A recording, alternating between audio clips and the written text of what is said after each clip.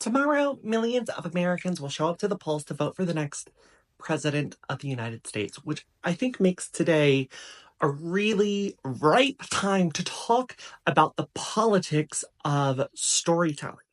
During times of political change, especially during election season, we tend to create a false dichotomy between books and media that are political and those that are non-political. You've probably seen this argument online that if you include a character who is not a white, hetero, cis male in a video game, that's a political video game. Or if you tell a story, make a movie or a comic book that does not center that kind of white Christian nuclear family experience, that is a political story. You may have heard this even from your creative writing professors or other instructors or just random guys on the internet, that when you write, you should eschew politics. You should not be political. But in reality, all writing and storytelling is political. Welcome to Ecstatic Stanzas, a series about creativity, community, and writing careers. I'm Evelyn Berry, your girlfriend's favorite poet, and today I want to talk about the politics of storytelling.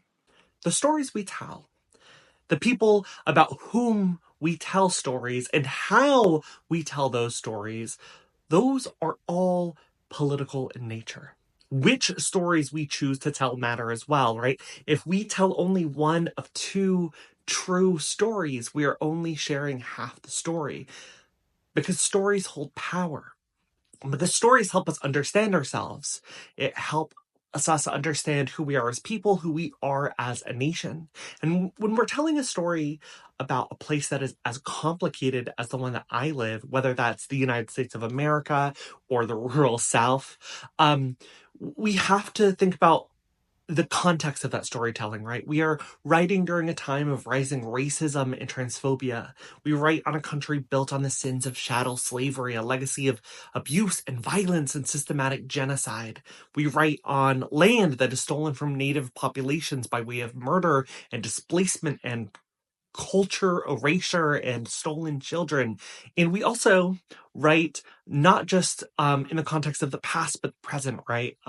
Probably most obviously the ongoing genocide of Palestinians that's funded by our own government and ignored by conglomerate media companies. When we come to the page, we have a duty to think of the act of writing and the stories we tell as political. There is no line between political and apolitical work.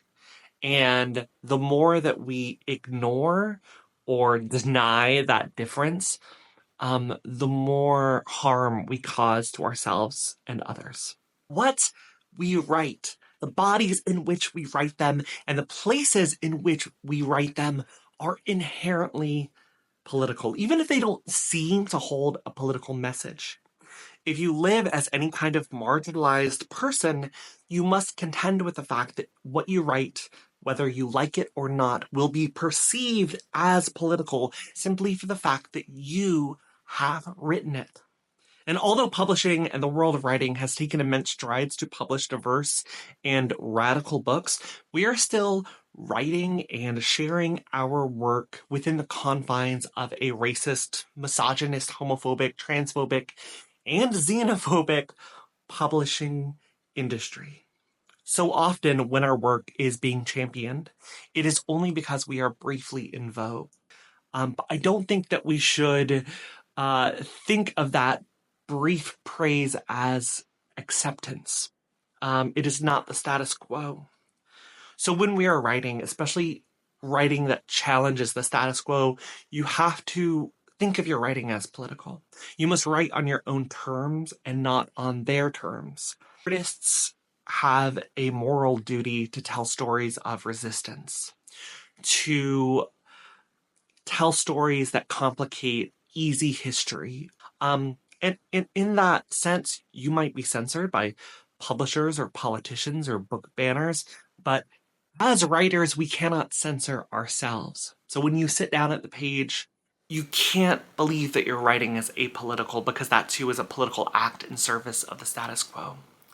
I think often of this book by Tiana Clark, which she named I Can't Talk About the Trees Without the Blood, by which she means that it is hard to write about nature, particularly trees, without acknowledging the history of trees used as sites of violent lynchings.